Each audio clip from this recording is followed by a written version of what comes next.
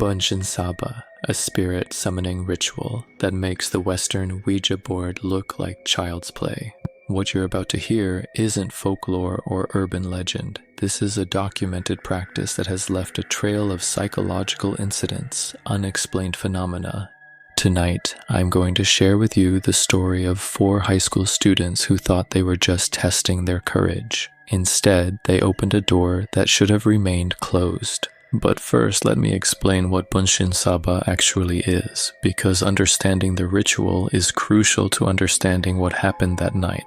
Bunshinsaba translates roughly to "spirit of the pencil" in Korean. Unlike the elaborate boards used in Western seances, this ritual requires only the simplest materials: a single pencil and a sheet of paper marked with Korean characters, numbers, and the words yes and no. The simplicity is deceptive. What makes Bunshinsaba particularly dangerous is its roots in ancient Korean shamanic practices, mixed with modern superstitions that have evolved over decades.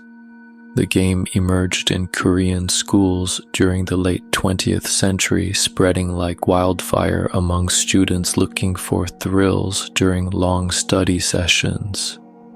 The rules seem straightforward enough.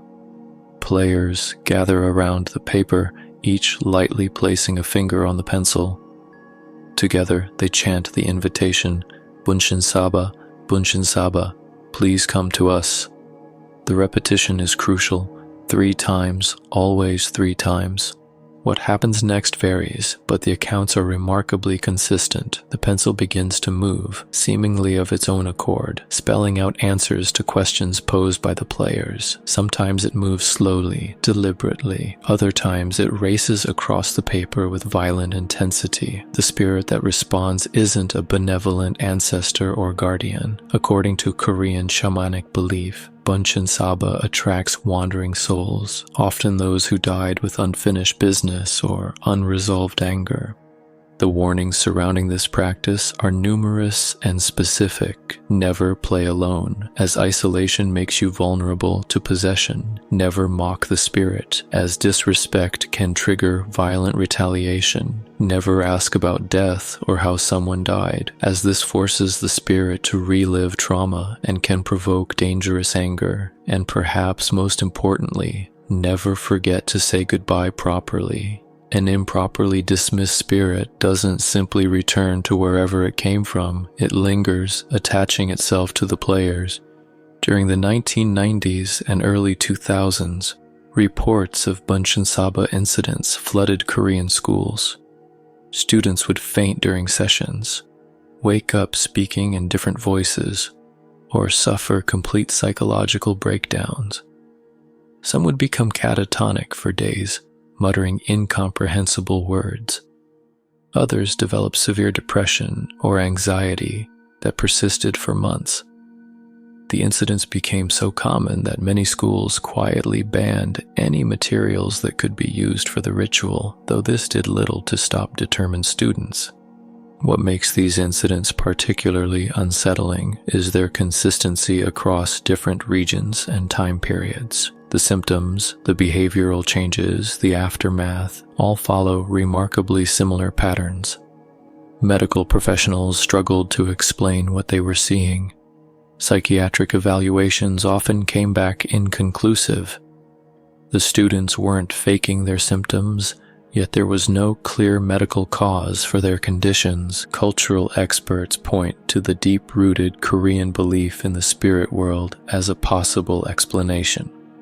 In Korean shamanism, the boundary between the living and the dead is thin, permeable. Spirits are not distant entities, but active participants in the world of the living. This cultural framework, combined with the intense social pressures faced by Korean students, may create the perfect psychological conditions for genuine supernatural encounters, but understanding the cultural context doesn't explain what happened to 4 students at Myeongsang High School on a cold February night in 2003. It was meant to be just another test of courage among friends, a way to break the monotony of endless studying for college entrance exams. Instead, that test turned into something far more terrifying, The incident began innocently enough. Minho, Jisoo, Daehyun, and Suwa had stayed late after classes ended, using an empty classroom to study together. The school was nearly deserted by 7 in the evening, with only a few teachers remaining and the occasional security guard making rounds. The fluorescent lights hummed overhead, casting harsh shadows across the room as winter darkness settled outside. After hours of reviewing material, boredom set in. That's when Jisoo mentioned something her older sister had once warned her about. Bunshinsaba. The others had heard whispers about it, stories shared in dormitories and during lunch breaks, but none had ever tried it themselves. Daehyun was the skeptical one among them, the student who prided himself on logic and reason. He laughed first when Jisoo suggested they try it. "You're seriously going to let some old superstition scare you," he said, adjusting his glasses. "It's just psychological suggestion. People move the pencil themselves without realizing it."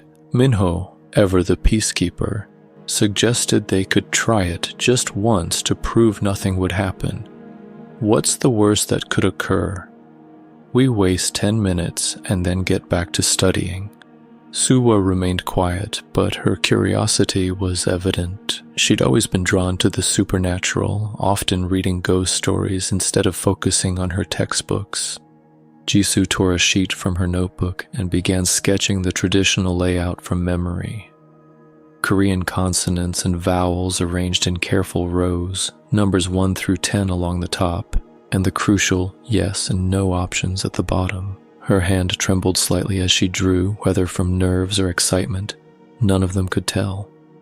They cleared a desk in the center of the room, positioning their chairs in a tight circle. The only sounds were the distant hum of the school's heating system and the occasional creak of the old building settling. Outside, streetlights had begun to flicker on, casting long shadows through the classroom windows. "We each put one finger on the pencil," Jisoo explained, her voice barely above a whisper. "Then we say the words 3 times. But remember, if anything actually happens, we have to be respectful. My sister said that's the most important rule." They positioned their fingers carefully on the worn yellow pencil, the kind every Korean student had used countless times for exams and homework. The normalcy of the object somehow made the situation feel both more ridiculous and more unsettling. "Bunshinsaba, Bunshinsaba, please come to us," they chanted together, their voices echoing slightly in the empty classroom. Nothing happened. They repeated the phrase, this time with more conviction. Still nothing. Daehyun smirked. "See? I told you this was just superstition. People want to believe in something mysterious so badly that they convince themselves ordinary things are supernatural." But as he spoke those words, the pencil twitched, not dramatically, just a small movement that could have been attributed to someone's nervous finger. They all felt it, though, the subtle shift in weight, the slight resistance as if something else was now sharing control. "Did you feel that?" Suhwa whispered, her eyes wide. The pencil moved again, more deliberately this time. It began to trace letters on the paper, slowly at first, then with increasing confidence. The tip pressed down firmly as it spelled out a single word. S-T-A-Y. The room fell completely silent. Even Daehyun's skeptical expression had vanished, replaced by something approaching concern. The heating system seemed to have them flickered, once stopped humming, and the fluorescent lights above twice, then steadied. "Maybe we should stop," Minho said quietly. "We proved it works. That's enough." But curiosity had taken hold of them now. Jisoo leaned forward and spoke directly to the paper. "Who are you?" The pencil moved more quickly this time, the letters appearing in rapid succession. "Alone. So alone." Daehyun tried to pull his finger away, but found he couldn't. The pencil seemed to be drawing his hand along with it, his finger pressed firmly against the yellow wood as if glued there. "This isn't possible," he muttered, his voice strained. "There has to be a logical explanation." That's when his breathing changed. Instead of the quick, nervous breaths he'd been taking, his inhalation became deep and deliberate. His shoulders straightened, and his head tilted at an unnatural angle. When he spoke again, his voice carried a different cadence, lower and somehow older. "You called me," he said, though his lips barely moved. "You asked me to stay." The other three froze, staring at their friend whose eyes had begun to glaze over. Dae-hyun slowly turned his back to them, still maintaining contact with the pencil, his finger dragging it along as his body moved. He faced the blackboard at the front of the classroom, his posture rigid and unnatural.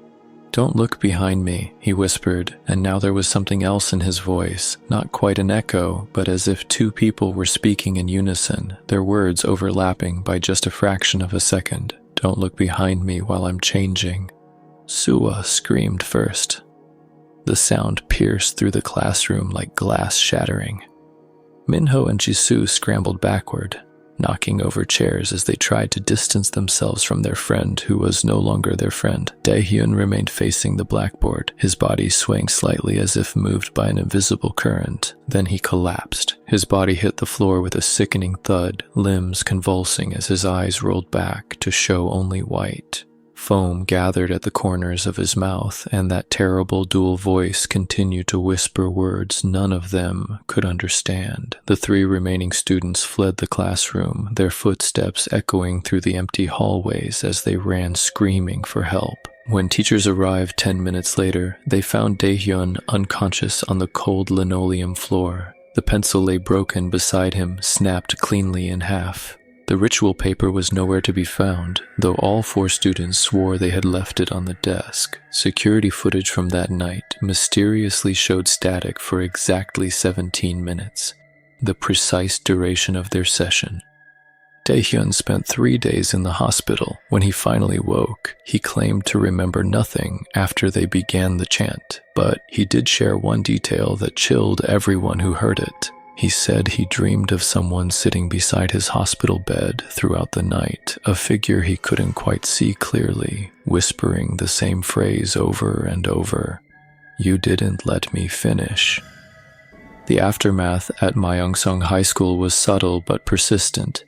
Every night at exactly 3:07 in the morning, the lights in that classroom would flicker on and off 3 times. The desk where they had played remained perpetually cold to the touch, even during the hottest summer days. Janitors reported finding the words STAY written faintly on the blackboard most mornings, despite having cleaned it thoroughly the night before. The 4 students never spoke about what happened that night, but their friendship never recovered.